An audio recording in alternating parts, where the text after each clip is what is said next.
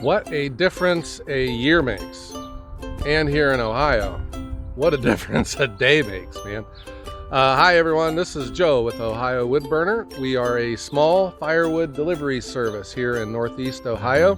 And what I mean by what a difference a day makes, oh my gosh.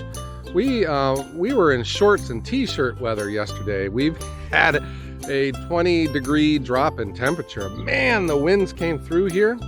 I was thinking I should have tied down these logs. It was blowing so hard. I thought they were all going to get blown into Pennsylvania, which would have been terrible. I mean, it was windy.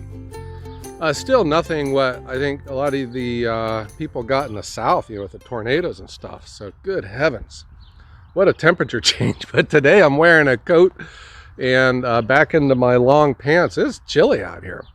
But then what a difference a year makes. Guys, it was about 1 year ago this week, I was about 3 days out from running out of logs from my Japa 365.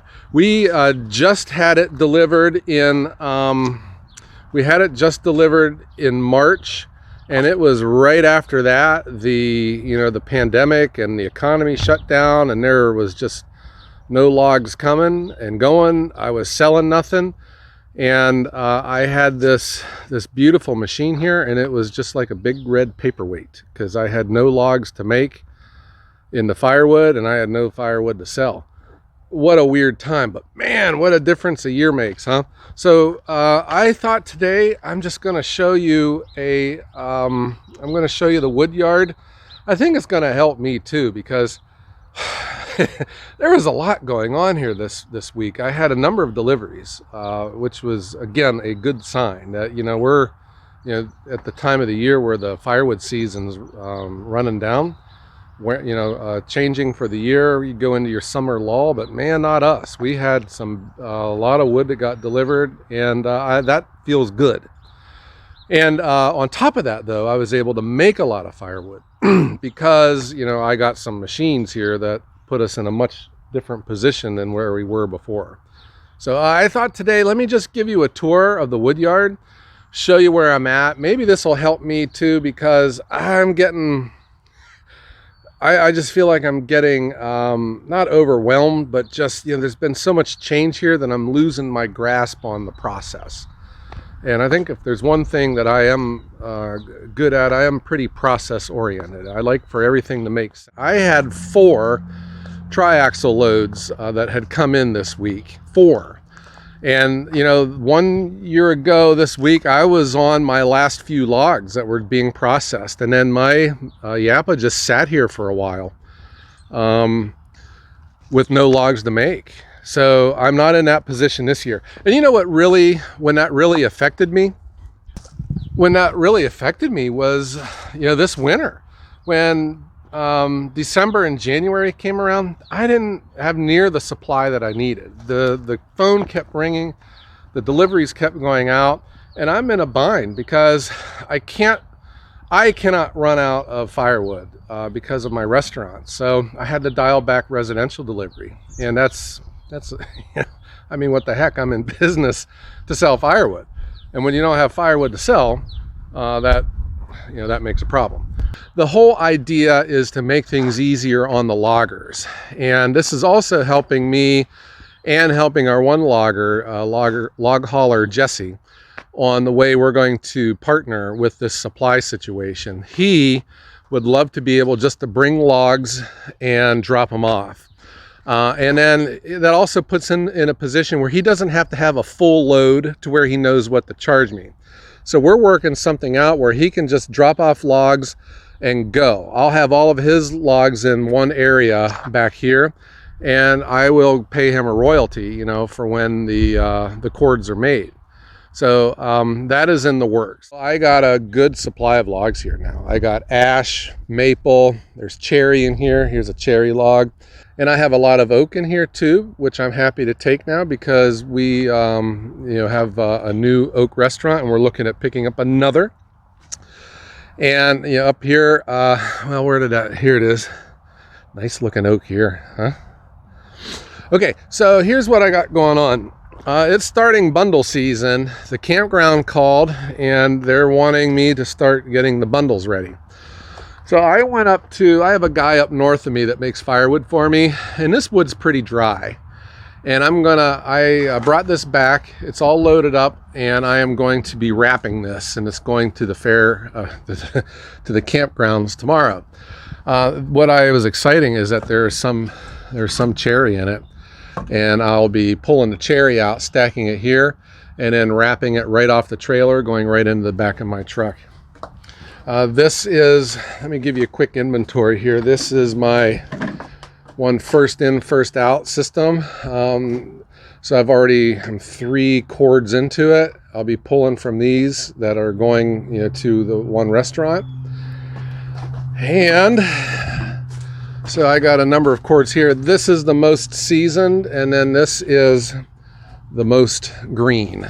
But I was looking, the wood's drying out quick this time of year. I think our weather's just been awesome. It hasn't been raining much.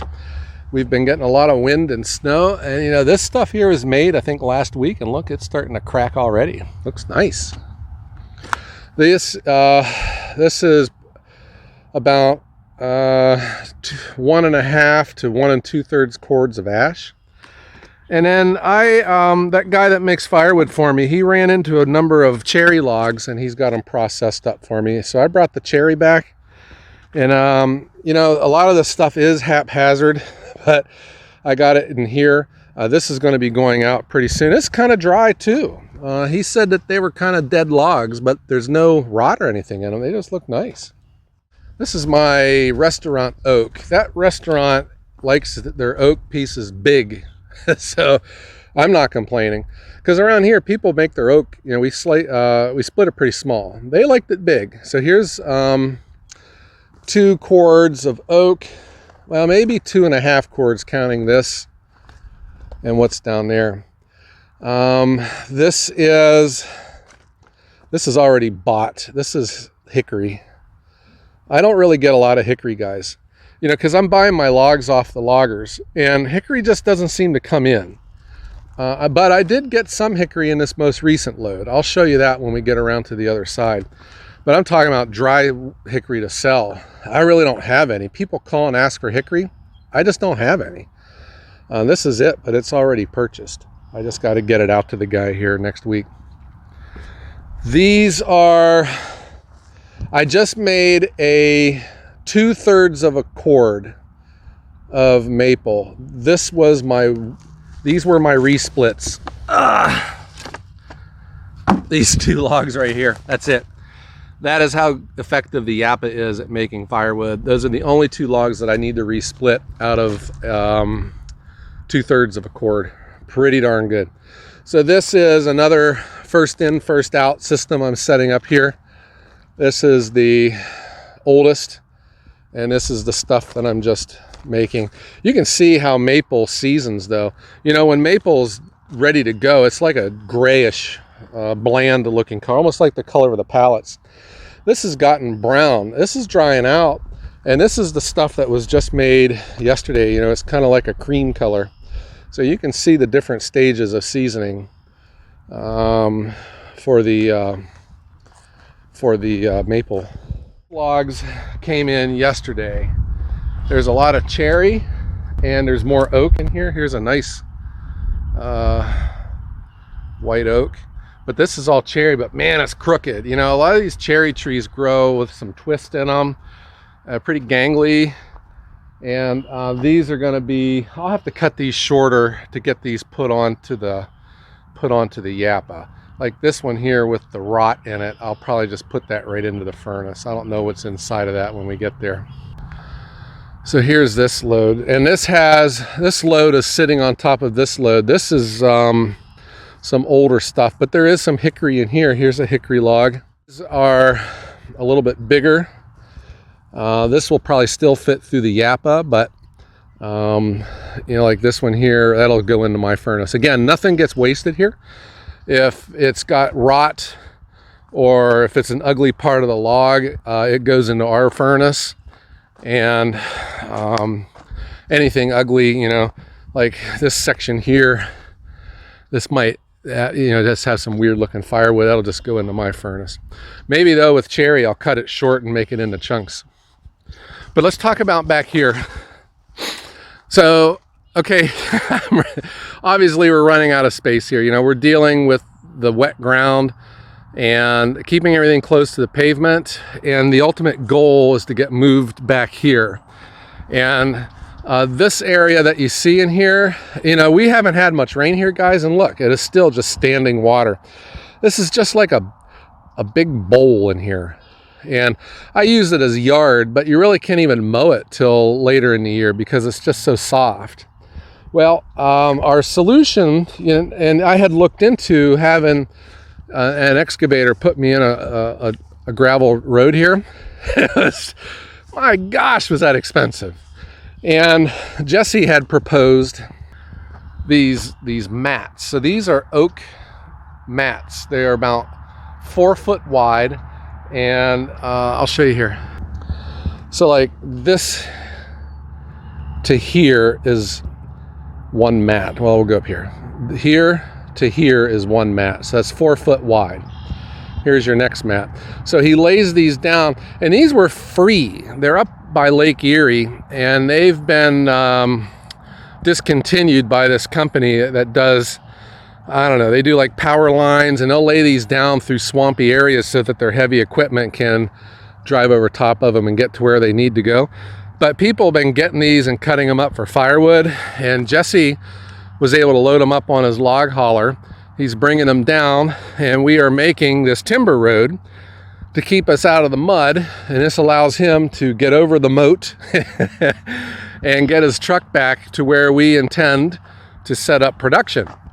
And this has just been, I've built this entire road here for like $300, and all the prices that I'm getting from the excavators were in the tens of thousands of dollars to do all this. But the ultimate goal is, as I get to the very end where we are right now, we want to make, here I'll show you where I'm at. Here's the last mat. We are going to carry these out just a little bit farther, and you see this cut of the trees right here. We're going to make a gravel work area. So it'd be like a big gigantic square, and we're probably going to take some of the topsoil off and then lay down some gravel that Jesse can work his contacts. So this is helping him because this is creating cash flow for him as a log hauler. He now doesn't have to look for accounts, to deliver these logs. He can bring them to me, and he's going to get paid. And what's so good is he can save fuel because he doesn't have to wait until he has a full load to go load it up and bring it to me. He can just bring what he has on his way home, drop them off, and leave, and then he's still going to get paid for them. So this is my big view. I'll turn this around here again. So I would envision, here's our road coming right back to here.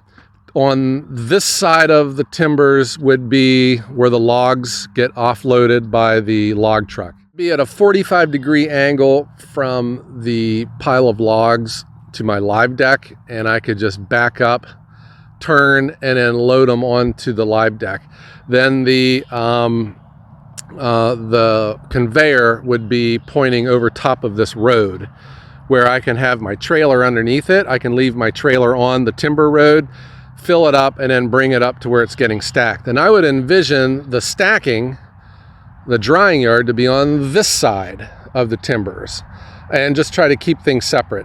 That might be an entire new video about that too. I think it's going to be on a risk management principle about keeping everything separated in case something catches on fire or if there's some kind of calamity, because all of this split firewood is an asset, and it needs to be protected. So I want to try to get it a little farther away from the production area in case I lose one, I don't lose everything. But I would envision like all of the drying area to be down through here. And this is nice and dry up through here, and I would just have to figure out a way to how I'm going to get things loaded. I still need a bulk storage solution. That's got to come eventually. I can't keep this hand stacking up. I do have a crew of high school kids that are helping, but still it'd be nice just to have everything produced into like a bulk container get it moved over, get right back to production again. So that is what I've been dealing with. I just wanted to share all of this with you. I have been busy with production, and the way the weather was today, it was windy this morning and all that rain, and I just gave myself an easy day. Gave myself a rest. I think it's important to stop and smell the roses sometimes, huh? Okay, so I hope that you enjoyed this short little tour around the wood yard, and let me know when you're looking out there at the back 40 what you would recommend, where I put what. I think maybe a little big conveyor might be in my future to make everything work. I can put the Eastonmade and the Japa on opposite sides of a central conveyor, which is going out and, you know, to where it's feeding into the trailer. All right, so there you go. I hope that you enjoyed this. I'll be back to regular production here, well, tomorrow. I'll be able to show you to some wrapping bundles and splitting some really cool smoker wood with the axis, that hickory and a cherry. I can't wait for that. It's my two favorite smells. Okay, so there you go. I hope that you guys enjoyed this. If you could please hit the like button, and remember, we post videos every Wednesday and Sunday, right? I hope that everyone has a great day.